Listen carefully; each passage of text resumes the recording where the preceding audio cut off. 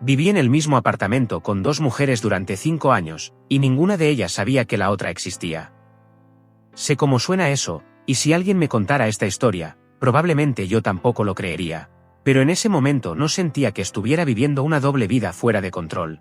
Sentía que era algo que podía mantener bajo control, como si solo necesitara pasar un día más sin que todo se cruzara, y luego ya vería cómo arreglarlo.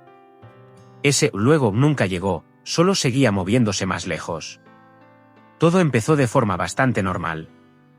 Tenía un apartamento de 2 habitaciones en un edificio tranquilo, nada especial, pero la distribución jugó a mi favor más de lo que entendí en ese momento. Las habitaciones estaban en extremos opuestos, separadas por un pasillo largo y la sala en medio, así que con las puertas cerradas, realmente no se oía nada de un lado al otro.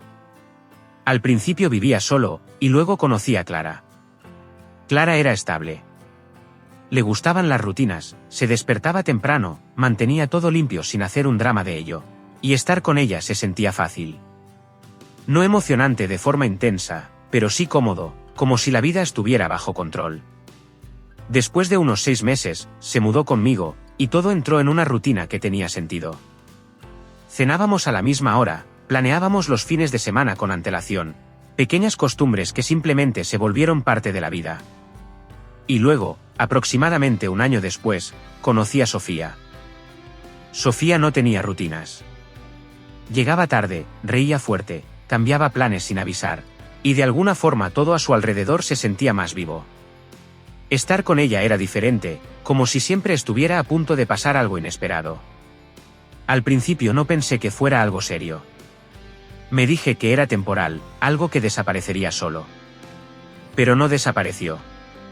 Y en lugar de elegir, simplemente, no elegí.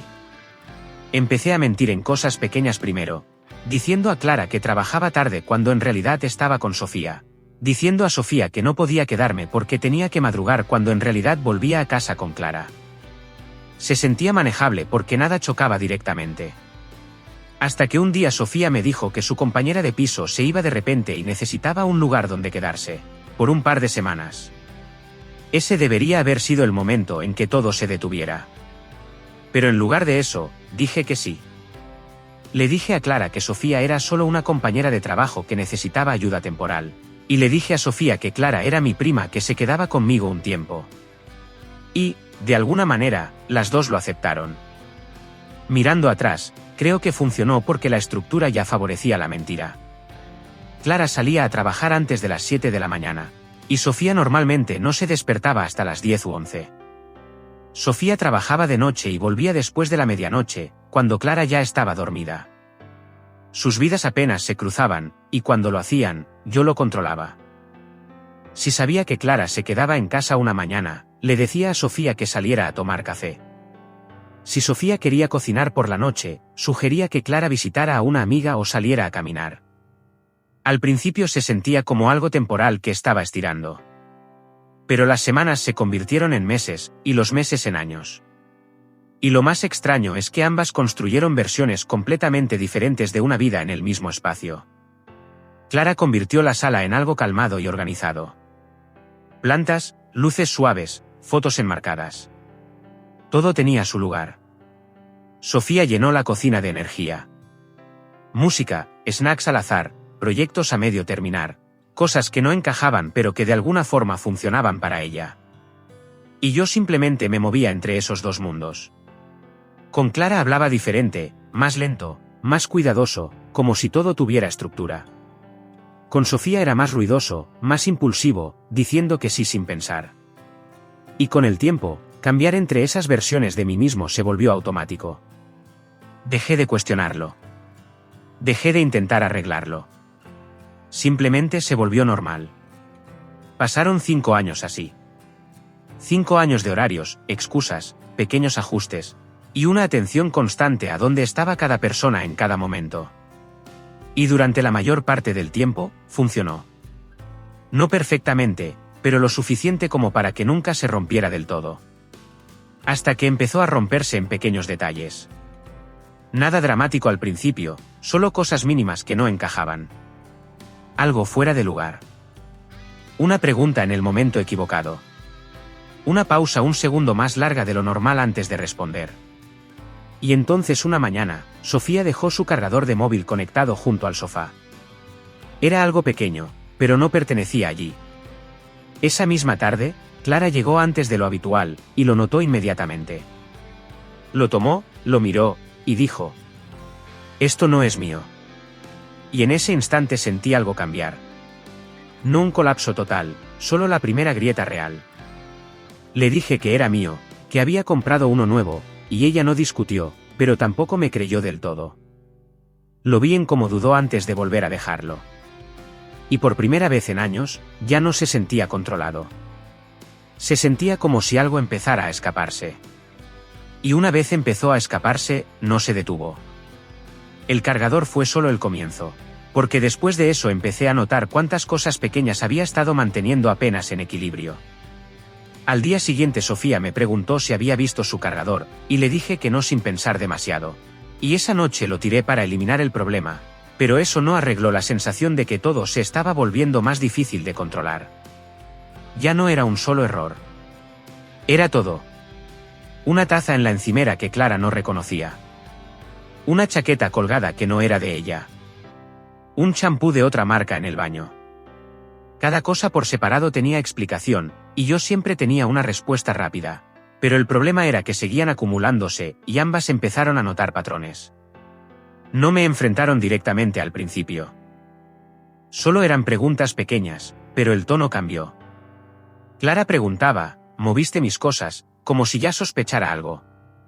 Sofía decía: «¿Estabas en casa antes?», y observaba más mi reacción que mi respuesta. Y yo seguía ajustando. Limpiaba más, controlaba horarios más estrictamente, evitaba cualquier cruce innecesario. Pero ya no se sentía igual. Se sentía como reaccionar, no como controlar. Y entonces llegó el día en que todo se derrumbó. Era sábado, un día que en teoría era seguro. Clara casi siempre trabajaba por las mañanas los sábados, y Sofía solía tener turnos de noche. Pero ese día Clara había pedido libre, y el turno de Sofía se canceló. Y yo no sabía nada de eso. Me desperté junto a Clara, hablamos de desayunar, nada fuera de lo normal. Salimos al pasillo hablando, y al mismo tiempo la puerta de Sofía se abrió. Y el tiempo se detuvo. Las dos se quedaron congeladas. Se miraron. Luego me miraron a mí. El silencio duró apenas unos segundos, pero se sintió enorme. Confusión primero. Luego algo más afilado. Luego comprensión. Clara fue la primera en hablar. ¿Quién es ella? Y casi al mismo tiempo Sofía dijo: «Sí, ¿quién es ella?». Intenté hablar, pero no salió nada claro. «Espera, puedo explicarlo». Clara dio un paso y dijo: «Me dijiste que era tu prima». Sofía me miró directamente. «Y a mí me dijiste lo mismo». No había salida. No había versión posible. Todo se cayó de golpe. Sofía soltó una risa corta, incrédula. Clara no rió. Solo me miró y preguntó: «¿Cuánto tiempo?». Esa pregunta lo cambió todo. Porque ya no era la mentira, era el tiempo. 5 años, dije. Ninguna reaccionó de inmediato. Solo silencio. Sofía se dio la vuelta y entró en su habitación. Clara se quedó un segundo más y dijo en voz baja: «Ver». No había rabia. Solo final. No discutí. Entré, cogí una bolsa y empecé a meter cosas sin pensar. Cuando salí, el apartamento ya no se sentía igual. No era caos.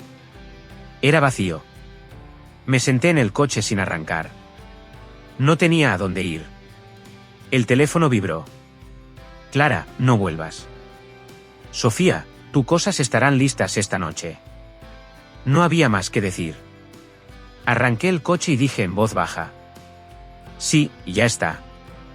Y me fui.